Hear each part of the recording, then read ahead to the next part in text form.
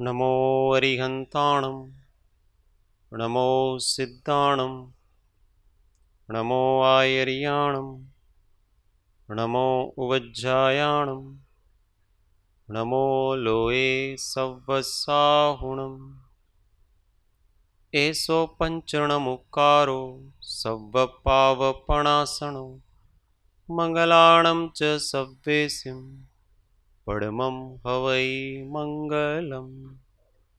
ॐ नमो अरिहन्ताणम्।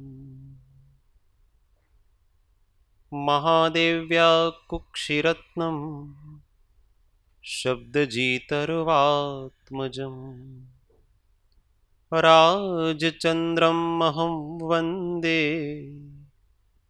तत्त्वलोचनदायकम्।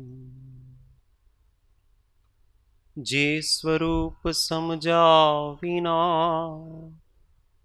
पाम्यो दुख अनंत समझाव्यो ते पद नमो श्री सद्गुरु भगवन् परात्पर गुरुवे नमः। परम्पराचार्य गुरुवे नमः। परम गुरुवे नमः। साक्षात् प्रत्यक्ष सद्गुरुवे नमो नमः। अनंत अनंत भाव भेद थी भरेली भली अनंत अनंत नाय निक्षेपे व्याख्यानी छे सकल जगत हित कारिणी हारिणी मोह तारिणी भवाब्धि मोह चारिणी प्रमाणी छे उपमा आप्यानी जेने तमारा खवीते व्यर्थ आपवाथी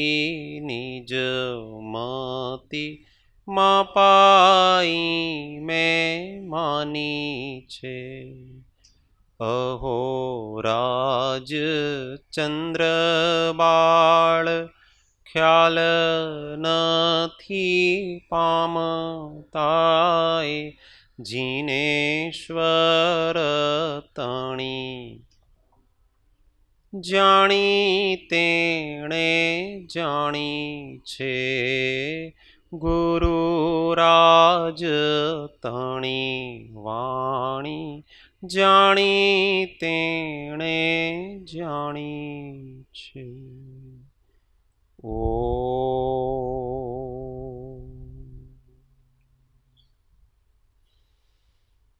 जय सद्गुरु।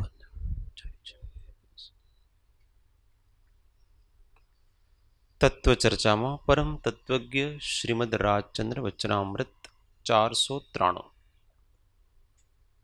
पृष्ठ संख्या 394। अनन्य शरणना आपनार एवा श्री सद्गुरुदेव ने अत्यंत भक्ति थी नमस्कार। पांचमु पद मोक्ष पद छे।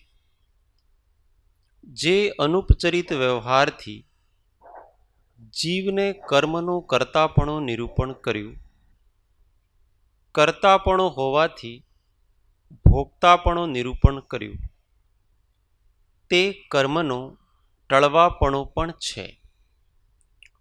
केम के प्रत्यक्ष कषायादिनु तीव्रपणु होय पण तेना अनभ्यासथी तेना अपरिचयथी તેને ઉપશમ કરવાથી તેનું મંદપણું દેખાય છે।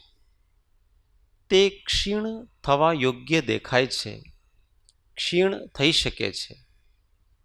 તે બંધભાવ ક્ષીણ થઈ શકવા યોગ્ય હોવાથી તેથી રહિત એવો જે શુદ્ધ આત્મ સ્વભાવ તે રૂપ મોક્ષપદ છે। તર્ક દ્વારા, ન્યાય દ્વારા મોક્ષ સમજાયું છે.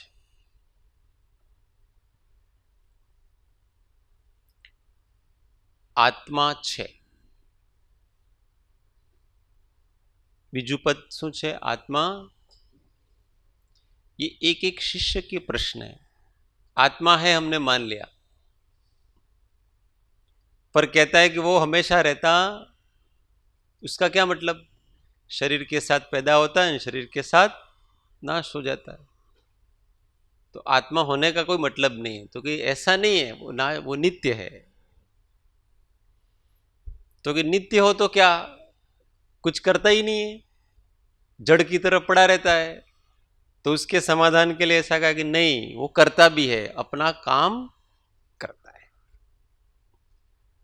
तो फिर प्रश्न किया कि करता हो तो क्या मतलब? कुछ भोगता ही नहीं है, उसको तो कुछ असर ही नहीं होता है.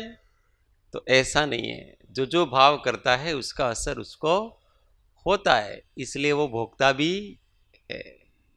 तो क्या ये बात भी मान ली कि भोगता भी है, तो कर्म करेगा, फिर उसके संस्कार बनेंगे, फिर उसका फल भोगेगा, फिर से उदय में आएंगे, फिर से कर्म बंधेगा, फिर से उसके संस्कार होंगे, फिर से वो संस्कार उदय में आएंगे, फिर से कषाय होंगे, फिर से कर्म बंध होगा, और ये चक्कर चलता रहेगा.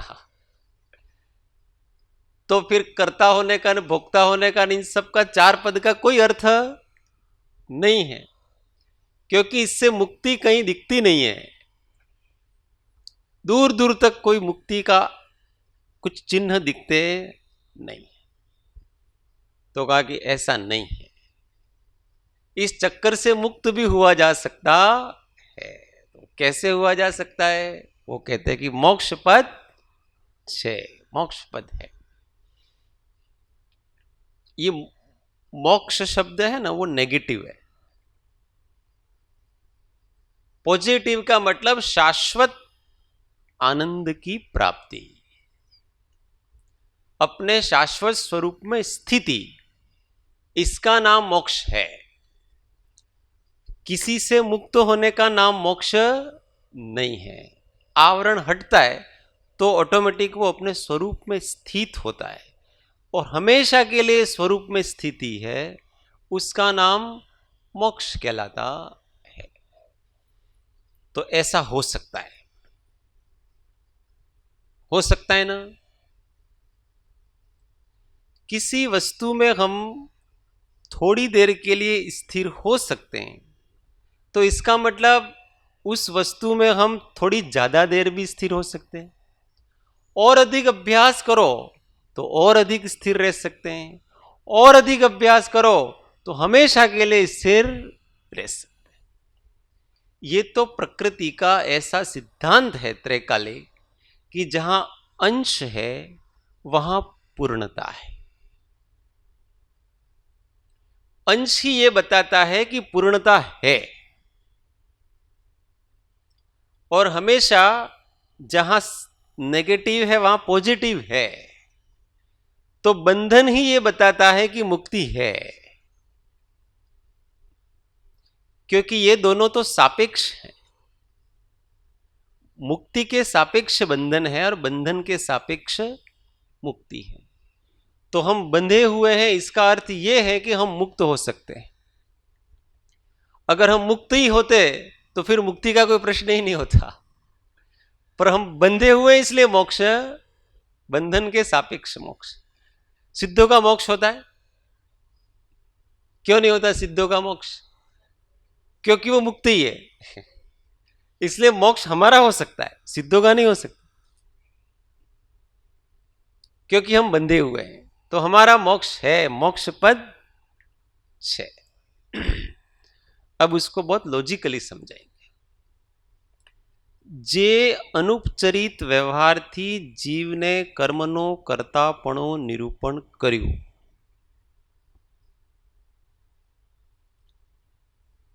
जे अनुपचरित व्यवहारथी जीवने कर्मनो कर्तापणो निरूपण कर्યું. ज्ञानावरण आदि कर्मों का कर्ता आत्मा किस दृष्टि से है, किस नय से है? तो कहा अनुपचरित व्यवहार से. उसके बीच में एक शब्द असद्भुत ऐसा लगा देना। अनुपचरित असद्भुत व्यवहार से जीव को कर्म का कर्ता सिद्ध किया। अनुपचरित व्यवहार का क्या मतलब होता है? ये तो बार बार इसलिए कि बार बार अपने दिमाग में बैठ जाए। हाँ, अनुपचरित का मतलब होता है जिसके साथ हमारा संश्लेष संबंध है, एक में एक क्षेत्रावगात संबंध है। इसलिए कर्म अपने साथ आत्मा के साथ दूध पानी के जैसे लगे हुए, इसको बताने के लिए अनुपचरित कहा। ये किसी और चीज की बात नहीं हो रही है, कहीं और स्थित है इसकी बात नहीं हो रही है। और व्यवहार का क्या मतलब हुआ? व्यवहार शब्द क्यों लगाया यहां पर? हाँ, व्यवहार शब्द इसलिए लगाया कि वो अलग हैं, हमारा स्वरूप नहीं है। जहां भी व्यवहार शब्द आता है वो परद्रव्य के का संबंध बताने के लिए आता है। तो वो है तो अपने साथ, पर अपना नहीं है। अब अपने से लगा हुआ है इसलिए अपना मानते हैं। कभी कभी कोई व्यक्ति साथ होता है पर अपना नहीं होता है। होता है ना, रास्ते में ट्रेन में गए अपन, तो ट्रेन में सब अपनी बोगी में जो होंगे वो अपने साथ में, पर वो अपने नहीं है। हम अपना किसको मानते हैं? हमारे जो घर से जो हमारे साथ निकला ना, हमारे माताजी पिताजी भाई मित्र वगैरह, ये अपना ऐसा मानते हैं। बाकी सब बैठे उसको अपना नहीं मानते। तो ऐसे ही ये साथ है पर अपना, ये साथ है और इसको हम इसके उसको साथी बनाने में हम निमित्त हुए हैं, इसलिए अनुपचरित है। वो ऐसे ही कोई साथ नहीं आ गया है, हमने उसको रिस्पॉन्स दिया है, इसलिए वो हमारे साथ में आकर के बैठा है। कोई व्यक्ति, ट्रेन में भी चलते हैं अपन, तो कोई व्यक्ति अपने पास में आकर के क्यों बैठता है? उसकी सीट है, फिर भी अपने पास में आकर क्यों बैठता है? क्योंकि हमारा उसके प्रति सद्भाव है, प्रेम है। तो यार आप लोग बहुत अच्छा सत्संग कर रहे हैं, भक्ति कर, हम ट्रेन में जाते हैं ना तो ऐसा करते हैं, तो उड़ उड़ करके लोग आते हैं पास में, इन लोगों के पास बैठे थोड़ा आनंद आएगा। क्यों? क्योंकि हमने इनके प्रति सद्भावना रखी, थोड़ा रिस्पॉन्स दिया, हमारी आंख से, हमारे व्यवहार से उसको ऐसा लगा कि इनके पास बैठेंगे तो ये हमको थोड़ा प्रेम देंगे, स्नेह देंगे। तो हमने इन कर्मों को स्नेह दिया है, प्रेम दिया, इसलिए वो हमसे आकर के लग गए। तो यह अनुपचरित का मतलब यह है कि हमने भाव किया, इसलिए वो कर्म उस रूप परिणत हुए। कुम्हार घड़ा बनाता है तो मिट्टी को बड़े प्रेम से करता है कि नहीं करता है? उस घड़े को बहुत प्रेम से रखेगा, है परद्रव्य, पर उसने उस मिट्टी को प्रेम दिया, इसलिए वो मिट्टी है, वो घड़े रूप परिणत हुई। उसी प्रकार से कर्मों को हमने प्रेम दिया अपने भाव से, तो वो कर्म है, वो कर्मण वर्गणा कर्म वर्गणा रूप हुए, स्थिति अनुभाग रूप उनमें पड़ा। बिना रेस्पॉन्स के कुछ होता नहीं है। इसलिए जीव वीर्य स्फूर्णा ऐसा लिखा कि ये जीव ने उत्साह दिखाया उसमें, इसलिए वो रागादि भाव किए ना, वही जीव वीर्य की स्फूर्णा है, इसलिए वो हुए। इसलिए अनुपचरित व्यवहार से उसमें अपने निमित्त रूप कर्तापना है। तो कर्तापणा निरूपण કર્યું, कर्तापणो होवाथी भोक्तापणो निरूपण કર્યું। अब हमने वो भाव किए हैं, इसलिए जो हमने इकट्ठा किया है उसको कौन भोगेगा? हम भोगेंगे। कर्मों का संग्रह हमने अपने रागादि भाव करके किए हैं, इसलिए उस संग्रह को भोगेगा भी कौन? हम भोगेंगे। अपने घर में जो जो वस्तुएं हम लाए हैं खरीद करके, उसके भोक्ता कौन होंगे? हम ही होंगे। इसलिए आपने उसको किया है, संग्रह किया है, इसलिए उसका भोगना भी किसको होगा? हमको ही होगा। तो कर्तापणो होवाथी भोक्तापणो निरूपण કર્યું। अब कह તે કર્મનું ટળવાપણું પણ છે। वास्तव में जो इकट्ठा करते हैं, जो ला सकते हैं, उसको बाहर भी कर सकते हैं। जिसको हमने आकर्षित किया है उसको हम विकर्षित भी कर सकते हैं। जिसको हम ग्रहण करते हैं उसका हम त्याग भी कर सकते हैं। जिसका ग्रहण नहीं होता उसका त्याग नहीं होता है, पर जिसका ग्रहण होता है उसका त्याग होता है। तो हमने जिन जिन भावों से उसको ग्रहण किया, उन उन भावों की विपरीत प्रवर्तना से हम उसका त्याग भी कर सकते हैं। तो कर्म हमने इकट्ठे किए, इसलिए हम उस कर्मों का त्याग भी हम करते हैं। जब अपने को लगता है कि घर में जो जो वस्तुएं हम लाए हैं, अब वो उन वस्तुओं की हमें आवश्यकता नहीं है, उनके बिना भी हमारा काम चल रहा है, अथवा हम घर बदल रहे हैं और हमको इतना सारा दूसरे घर में नहीं ले जाना है। बहुत सौ के होता है ना, अब दिल्ली में घर था, अब मुंबई में घर ले लिया, और वो दिल्ली का सारा सामान मुंबई में ले जाना, इसलिए अच्छा अपने पास बहुत पैसे हैं, हम तो वहीं खरीद लेंगे सारा नया, सारा का सारा। इतना सारा उठापटक करने की क्या आवश्यकता है दिल्ली से मुंबई ले जाने का। तो कहते हैं कि अब हमारे इसका कोई काम ही नहीं है। काम नहीं है तो क्या करेंगे? जिन जिन लोगों ने हमारी सहायता की, आस पड़ोस वालों ने, अथवा कोई में, अथवा वहां कोई अपने रिश्तेदार रहते हो कि ये चीजें ना आप ले जाओ, हमारा घर खाली करना है। उसी प्रकार से जो रागी लोग होते हैं ना, जिसको वो चाहिए उसको देते हैं।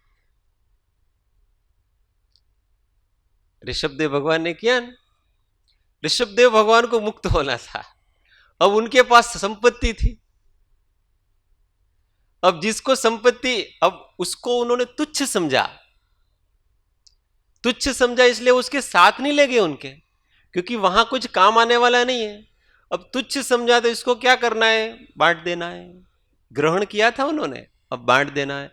बांट देना तो किसको बांटेंगे? उस वस्तुओं की जिनको इच्छा है अथवा आवश्यकता है उनको बांटेंगे। तो उनको 99 बेटे थे, उन्होंने तो मना कर दिया कि इस तुच्छ चीजों की आपने जिनको तुच्छ समझ करके, विकार समझ करके त्याग दिया, उस चीज को हमको क्यों दे रहे हो? वो सबको बांट रहे थे, 100 पुत्रों में, 101 पुत्रों में अपने राज्य को बांट रहे थे, पर उन्होंने 99 पुत्रों ने कहा कि हमको जरूरत नहीं है इसकी, आप जिसको श्रेष्ठ समझते हैं वही करेंगे, इसलिए हम तो आपके साथ चलेंगे। उन दो को भी राग था, भरत जी को भी राग था और बाहुबली को भी राग था। अभी राग था इसलिए कहा कि ये सब आप दोनों बांट करके खाओ। भरत जी को ज्यादा था, उनको ज्यादा दिया, बड़े भी थे। बाहुबली जी को कम था, उनको थोड़ा कम दिया, पर उसको ज्यादा की इच्छा होगी तो फिर फाइटिंग होगी उसमें। तो यहां कहने का अर्थ है कि जिसका तुच्छपना लगता है उसको वो त्याग देता है, और उन वस्तुओं को, उस तुच्छ वस्तुओं को फिर दूसरे लोग उठा लेते हैं। संसारी लोग यही तो है, जेनो तमे त्याग कर्यु एज अमे मांगी। भगवान के सामने जाकर के कर्म ही मांग रहे वो। भगवान ने कर्म का त्याग किया, ये कर्म के निमित्त तो कोई मांग रहे हैं, पैसा आप जो, सारो स्वास्थ्य आप जो, ये क्या मांगना? आपने क्या मांगा उनसे? कर्म मांगा, तो ले जाओ, भगवान को तो कुछ पड़ी नहीं है, ले जाओ। पर समझदार व्यक्ति वो मांगेगा नहीं। तो ते कर्मनो टळवापणो पण छे। जिस समय उसको तुच्छपना भासित हुआ इसका, उस समय वो उसके ठीक विपरीत अभ्यास करके जो ग्रहण के जो भाव से संग्रह किया था, त्याग के भाव से उन कर्मों को नष्ट करेगा, त्यागेगा इसको। इसलिए मोक्ष मार्ग में ग्रहण काम का नहीं है, मोक्ष मार्ग में त्याग काम का है। त्याग भाव आएगा जब व्यक्ति को, तो उन भावों का त्याग वस्तुओं का भी होता है, त्याग भावों का भी होता है। वास्तव में तो जो अपने रागादि भावों का त्याग करना वो ही वास्तविक त्याग है। पर उन रागादि भावों के निमित्त बनते हैं जिनमें वो जो परिग्रह है, उसका त्याग इसलिए किया जाता है कि उससे रागादि की उत्पत्ति की संभावना है। उस संभावना को देख करके पहले उन परिग्रहों को, बाह्य परिग्रहों का त्याग किया जाता है, फिर अभ्यंतर परिग्रह तो ऑटोमेटिक होते ही है। पहले अभ्यंतर परिग्रह है, बाद में बाह्य परिग्रह है, पर वो त्याग दोनों का साथ साथ हो जाता है। तो यहां का ते कर्मनो टळवापणुं पण छे, उसका भी फिर तर्क देते हैं। केम के प्रत्यक्ष कषायादिનું તીવ્રપણું હોય, પણ તેના અનભ્યાસથી, તેના અપરિચયથી, તેને ઉપશમ કરવાથી તેનો મંદપણો દેખાય છે। 3 शब्द लिए उन्होंने। मुक्त होने के लिए 3 प्रकार का पुरुषार्थ बताया। तो उन्होंने कहा प्रत्यक्ष कषायादिનું તીવ્રપણું હોય, हमको लगता है अभी कषाय तीव्र है, बहुत अधिक क्रोध आता है, बहुत अधिक अभिमान हो जाता है, बार बार ये नाक बढ़ जाता है, चढ़ जाता है, बात बात में चढ़ जाता है, कपट भाव बार बार आ जाता है, बहुत अधिक विषयों की इच्छा हो जाती है। ये तीव्र दिखता है और इतना दिखता है कि लगता है कि इसका तो कोई पार नहीं है भाई, मने छे ने आ वस्तु नहीं जीता है। અમારા અંદર એટલી અંદર કરી ગઈ છે ને, અંદર રોમે રોમે વ્યાપી ગઈ છે માયા, જીતાય ને હું ઈચ્છતો નથી કરવા પણ ઓટોમેટિક થઈ જાય છે, એટલે આ અમારો સ્વભાવ થઈ ગયો છે। ऐसा लगता है कभी कभी ये विकार है वो अपने को स्वभाव हो गए ऐसा लगता है, परंतु विकार तो विकार ही है, वो स्वभाव नहीं है। क्यों नहीं है? क्योंकि वो हमेशा नहीं रहते। स्वभाव और विभाव में यही भेद है, दोनों आत्मा से उत्पन्न होते हैं, परंतु स्वभाव है वो हमेशा रहता है और विभाव हमेशा रहता नहीं है। दोनों का उत्पत्ति स्थान एक ही जगह है, दोनों एक ही मां के बेटे हैं, परंतु एक सज्जन है और एक दुर्जन है। एक तो थोड़ा सा बड़ा होगा और चला जाएगा मां बाप को छोड़ करके, और एक समझदार है, इन्होंने हमको पैदा किया है, हमको इसके साथ रहना है, जब तक ये है तब तक साथ रहेंगे। स्वभाव साथ नहीं छोड़ता है, परंतु विभाव है वो साथ छोड़ता है। इसीलिए पता चलता है कि विभाव हमारा नहीं है, सोतेला है। सोतेले के साथ व्यवहार भी सोतेले जैसा ही करना चाहिए, अपने जैसा क्यों व्यवहार किया उसको। तो कषायादि का तीव्रपना होता है तो उसको हम कम कर सकते हैं। कैसे? पहला उपाय अनभ्यास थी। अनभ्यास का मतलब होता है उसका विपरीत अभ्यास।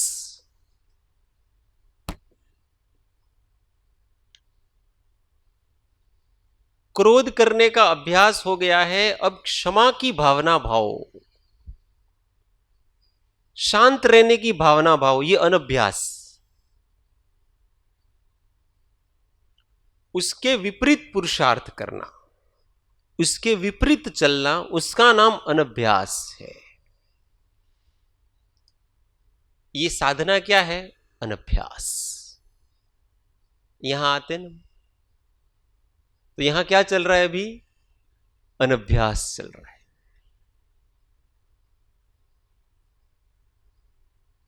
अब जैसे ही निमित्त मिलेगा, घर जाएंगे ना, यहां अपनों शांति का अभ्यास किया, और जैसे ही घर जाएंगे तो वहां पर अशांति के निमित्त मिलेंगे, और ये अनभ्यास है वो फिर थोड़ा डगमग होगा। इसलिए उन्होंने दूसरा प्रयोग बताया, अपरिचय। तेना अपरिचय थी। ये अपरिचय है वो वस्तु को त्यागने की अपेक्षा का, कि जिसके परिचय से हमको कषाय आदि की रागादि की उत्पत्ति होती है उसका परिचय मत करो। तो क्या करो? जहां शांति मिलती है, जहां स्वाभाविक ही राग द्वेष उत्पन्न नहीं होते, क्रोधादि उत्पन्न नहीं होते, उस स्थान का, उन व्यक्तियों का और उस भाव का अधिक सेवन करो, ज्यादा परिचय उसका करो, और निमित्तों का, बुरे निमित्तों का परिचय कम करो। अब बढ़ाना है अभ्यास। पॉजिटिव परिचय ज्यादा करना, नेगेटिव परिचय कम करना। कोई कोई कहते हैं એમાં કઈ મોટો તમે काम કરી નાખ્યું છે, इसमें कौन सा बहुत बड़ा काम किया? तुम सबके उसके साथ में रह करके करो ना, घर में रह करके अभ्यास, तो जाने। तो प्रारंभिक अवस्था में ये प्रोसेस नहीं, ये तो जब आपका ज्ञान बहुत स्थिर हो जाता है तब जाकर के आप मोह के घर में जाकर के भी मोह को पराजित कर सकते हो। इसके पहले मोह के घर में जाने का डरना उससे कि अभी देखो, अभी सावधान। यहां पर ज्ञान जब स्थिर हो जाता है एकदम, फिर आपको कोई दिक्कत नहीं, फिर कितने दुर्जनों का परिचय करो, कुछ भी नहीं, वो कर्म निर्जरा ही करेगा। पर इसके पहले की स्टेज में हमको उन सब चीजों से डरना चाहिए। निर्भय होकर के संसार का सेवन नहीं करना, संसार के निमित्तों का सेवन नहीं करना।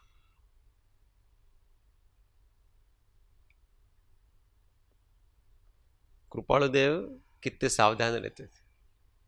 उनके बिजनेस से, काम से कोई आता है तो पहले से ही सावधान हो जाते। काले रेवाशंकर भाई आवाना छे तो पहले से प्लानिंग करते, अब समता में कैसे रहना, क्योंकि वो सारी यही बातें करते कि આપણે આવી રીતે બિઝનેસ વધારવો છે ને પેલો આમ કરે છે ને આમ કરે છે ને वो सारा गड़बड़ करता है ना, वो अपने से अच्छा नहीं रहा।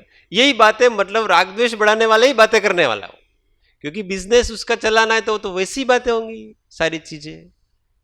आ व्यवस्था करवी છે ને પેલી व्यवस्था, એટલે सावधान कि ये विकल्प बढ़ाएगा। इसलिए अब उसमें कैसे समता रखना, पहले से प्लानिंग कि ज्यादा बात नहीं करना, वो जो बात करे वो सुनते रहना, फिर आवश्यक हो तो थोड़ी सी धीमे से बात कर लेना। अनावश्यक अगर वो केवल उनकी शंका ही है तो उस शंका को कोई समाधान करना नहीं, उसको बहुत अधिक कन्विंस करने का प्रयत्न करना नहीं। बस ये पहले सावधानी रखनी पड़ती। हमारे परिचित जब आते हैं तो पहले सावधान, बहुत दिनों बाद आने वाला है तो क्या हो जाता है, जिसको बहुत दिनों बाद देखते हैं ना तो अब भेटी पड़वानो था, होता है, एकदम आलिंगन करने की इच्छा हो जाती है। सावधान।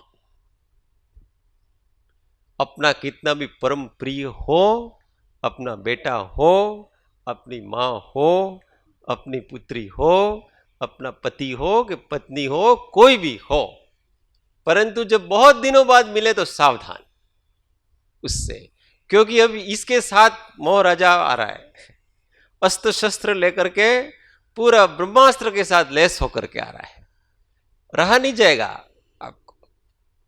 इसलिए पहले से सावधान, 2 दिन 3 दिन पहले से ही वो आएगा तो मुझे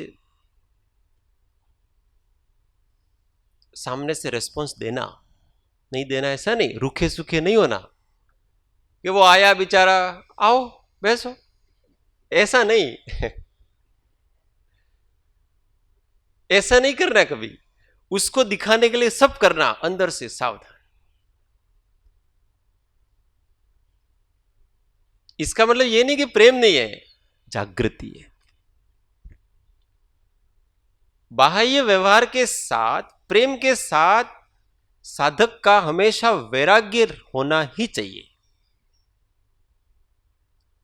गांधी जी श्रीमद जी के बारे में लिखते हैं कि एमना अंदर हमेशा वैराग तो हो, मतलब उन्होंने जो 2-4 बातें दिखी ना उसमें वो कहते हैं उनकी हर क्रिया में वैराग्य तो होता ही है। कभी हमने ऐसा नहीं देखा कि वो बहुत अति उत्साह में आ गए, कभी हमने ऐसा देखा नहीं, और कभी हमने उनको ऐसा नहीं देखा कि वो निरुत्साहित है। वो स्वाभाविक है, शांत है, न बहुत अति रेस्पॉन्स देते हैं, न ही किसी के प्रति बहुत उदासीन होते हैं। जैसे हैं वैसे स्वाभाविक है। अपनी शांति को खोए बगैर दूसरों के साथ व्यवहार करना, नहीं तो अपने आप को भूल करके व्यवहार करना नहीं। सावधान। साहिब जी को देखा होगा अपनों ने, मैंने तो बहुत गौर से देखता हूं, और मैं जब भी सुधाबा अमेरिका से आते हैं ना तो मैं साहिब जी को बराबर देखता। जब भी सुधाबा अमेरिका से आते हैं वो साष्टांग नमस्कार करते हैं, और वो इतने भावुक हो जाते, वो जरूरी है उनकी भावना गुरु के प्रति। और साहिब जी खड़े खड़े ओम ओम, ये जागृति। सामने वाला इतना रो रहा था, अपने को रोना चाहिए कि नहीं रोना चाहिए? तो शिष्य को ये भाव आने जरूरी है, पर गुरु को गुरुपना दिखाना है। गुरु का काम क्या है? उसको अपना धैर्य दिखाना है और सिखाना है शिष्य को भी धीरज, समत्व भाव, शांति। विरह की वेदना को भी शांति के साथ सहन करना। शिष्य में वो आएगी, जरूरी है, कर्म काटती है वो विरह की वेदना भी कर्म काटती है, नहीं काटती ऐसा नहीं, पाप जलाती। परंतु फिर भी समाधि में जाना है तो हर वस्तु को, हर संवेदना को मैं गंभीर रहूं, ये करना पड़ेगा। अपनी भावनाओं के ऊपर भी कंट्रोल हमें करना होगा। आगे की स्टेज हो, पहले भावना प्रदर्शित करना। बहुत सौ की भावना आती नहीं, इसके पहले भावना खत्म कर देता है, शुष्क ज्ञानी उसमें आ जाता है। पहले भक्ति भाव पैदा करो, नमस्कार साष्टांग हो जाए ऐसा भाव पैदा करो, ये जरूरी है, पहली स्टेज। और फिर धीमे धीमे उसको ज्ञान के माध्यम से उसको खत्म नहीं करना है। वो तो जब जब जैसे जैसे आपके अंदर गुरुपना आता जाएगा वैसे वैसे आप शांत होते जाओ, स्वरूप में ठहरते जाएंगे। ये स्टेज है अपनी, नकली बनावटीपन नहीं करना कभी। कभी भी मोक्ष मार्ग में बनावटीपना, नकलीपना काम आता ही नहीं, सब स्वाभाविक है। जिस समय जैसी दशा है उसी दशा को प्रकट करें हम, डुप्लीकेट दशा को प्रकट करने की कोई आवश्यकता नहीं है। अंदर तो बहुत कुछ आ रहा है और बाहर से जैसे बने हुए जिन प्रतिमा की तरह, तो ये डुप्लीकेट। जो आ रहा है तो विभक्त करो थोड़ा, कोई दिक्कत नहीं है, पर जिन प्रतिमा के जैसा बनने का प्रयत्न करें, क्योंकि अंतिम लक्ष्य तो अपना वही संपूर्ण वितराग होना। तो तेना अनभ्यास थी, तेना अपरिचय थी, उनका अपरिचय करना। तेने उपशम करवाती। अनभ्यास में तो क्या करना? पॉजिटिव अभ्यास करना। अपरिचय में क्या? उसके निमित्त का त्याग करना। और उपशम में क्या करना? कि अब ये सब, ये दोनों करने पर भी जब कोई आ जाए विकार, तो उसको क्या करना? ठंडा करना एकदम। वो पानी, अरे दूध उबला तो उसमें पानी की 2 बूंद डाल देना, तो एकदम वो बैठ जाता है। उपशम कर सकते हैं ज्ञान की जागृति से। और ज्ञान की जागृति नहीं है तो पहले भय की जागृति रखें। कभी कभी डर से भी हम उपशम करते हैं, डरना चाहिए हमको कषायों से। और फिर सहज ज्ञान जागृति से। ये क्या? विकार आ जाता है तो आकुल व्याकुल हो जाता है व्यक्ति। जो निर्विकारता की, शांति की साधना करता है, उसको अशांति आ जाती है तो वो एकदम आकुल व्याकुल हो जाता है, तो उस अशांति में ज्यादा रहना नहीं चाहता है। इसलिए जैसे ही अशांति थोड़ी सी आती है, थोड़े से प्रकट होती है, और इतने में वो उसको वहीं के वहीं दबा देता है। दबाना आना चाहिए, दमन भी करना आना चाहिए और शमन भी करना आना चाहिए। कषायों को दमन करो कि शमन करो, दोनों श्रेष्ठ है। किसी समय पहले दमन करो और फिर उसका शमन करो। वास्तव में दमन और शमन में कोई अंतर नहीं है। जब दमन के साथ समझ मिल जाती है तो वो शमन हो जाता है। समझ क्या है कि ये मेरे लिए अनुपादेय है, मेरे लिए अकल्याणकारी है, अहितकारी है, ऐसी समझ आ गई तो वो उस दमन का शमन हो गया। क्योंकि फिर उसको कोई कष्ट नहीं है उसको दमन करने में, उसको दबाने में। किसी चीज को दबाने में कष्ट तब होता है कि जब हमको उसकी उपयोगिता लगती, इच्छा हो रही है बहुत अधिक, और हमको उपयोगी लगता है, और हमको जब दबाना पड़ता है ना, तब हमको बड़ा कष्ट होता है। परंतु कोई वस्तु हमको अनुपयोगी लगती है, उसको दबानी तो क्या दिक्कत, अच्छा है, दब गई तो जान बची लाखों पाए अच्छी बात है। तो हे वस्तु, उसका हे पना आ जाता है तो हम तुरंत उसको दबा सकते नहीं।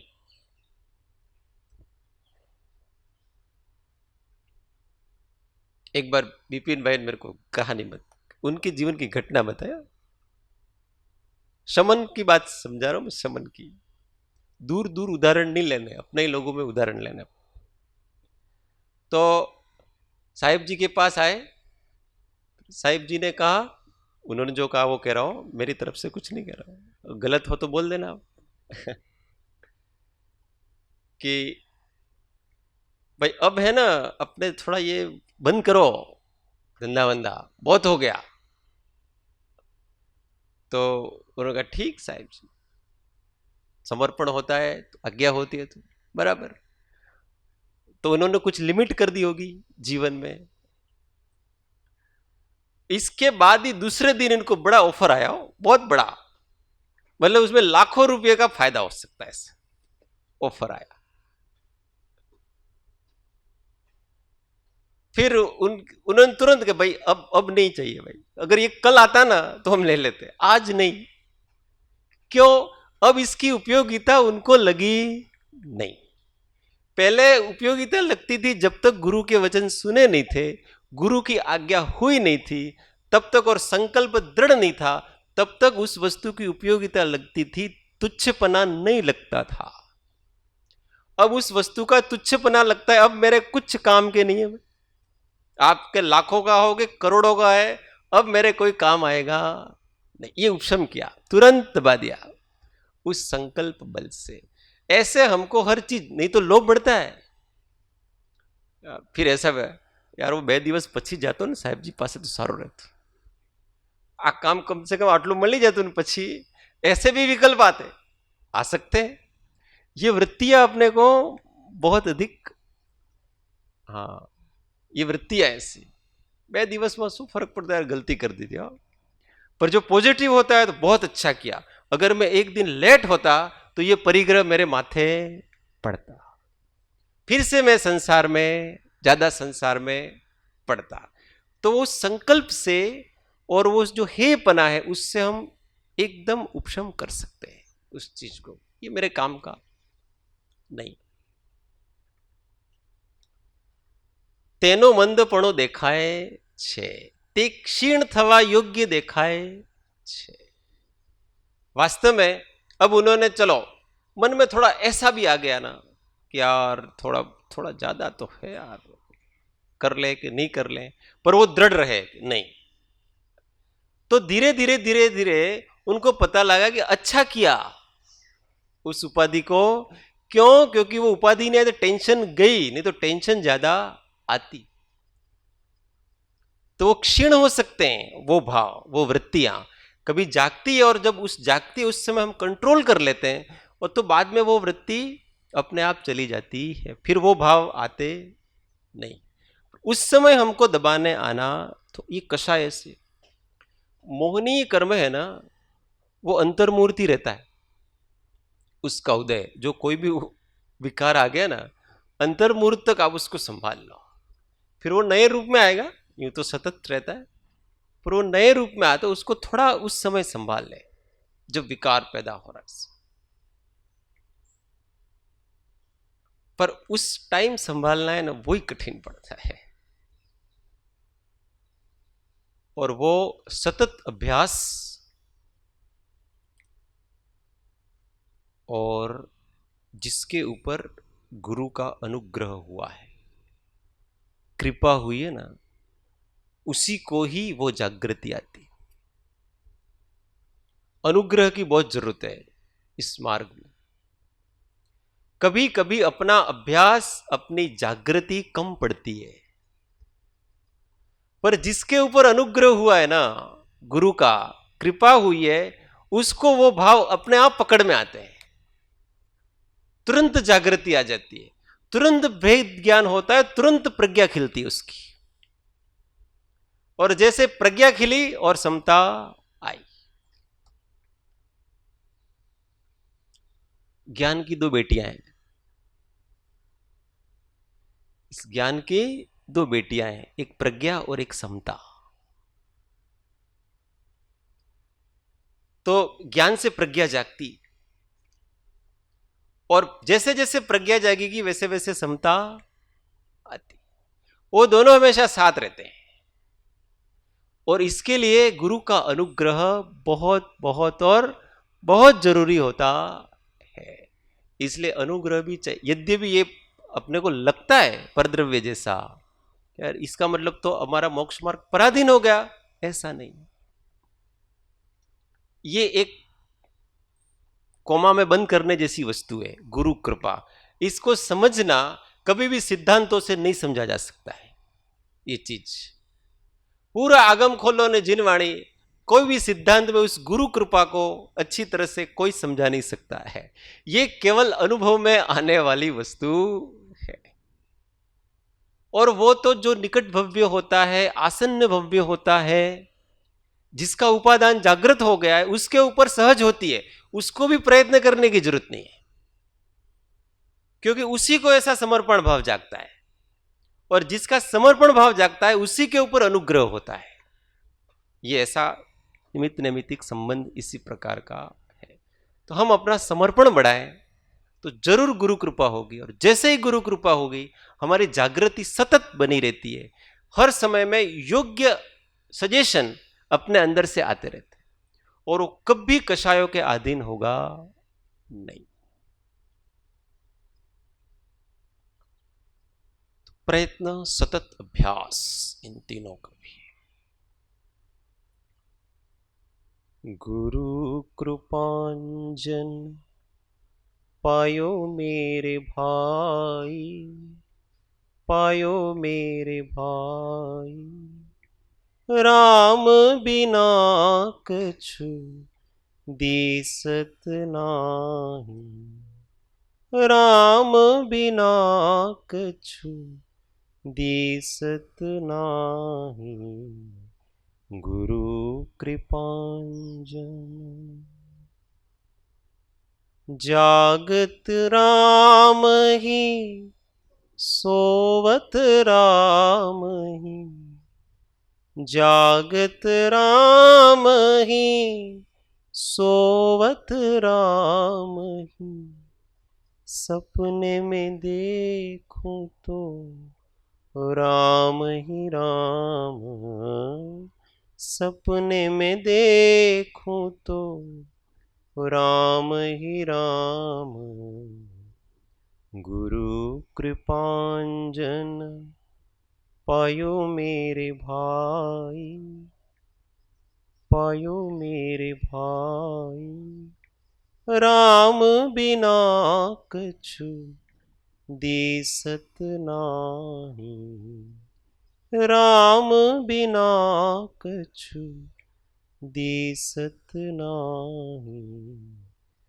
गुरु कृपांजलि। सद्गुरु परम कृपाळु त्रिलोकनाथ की जय। सब संतन की जय। आनंद घन ओम। 1 मिनट मौन आत्म अनुसंधान।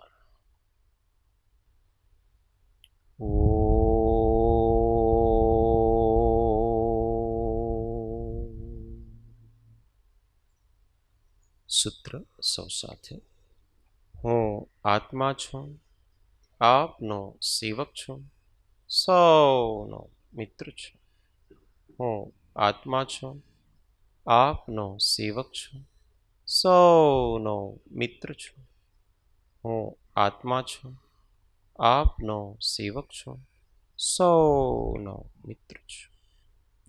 ઓમ શાંતિ શાંતિ શાંતિ। જય સદગુરુ। જય જય।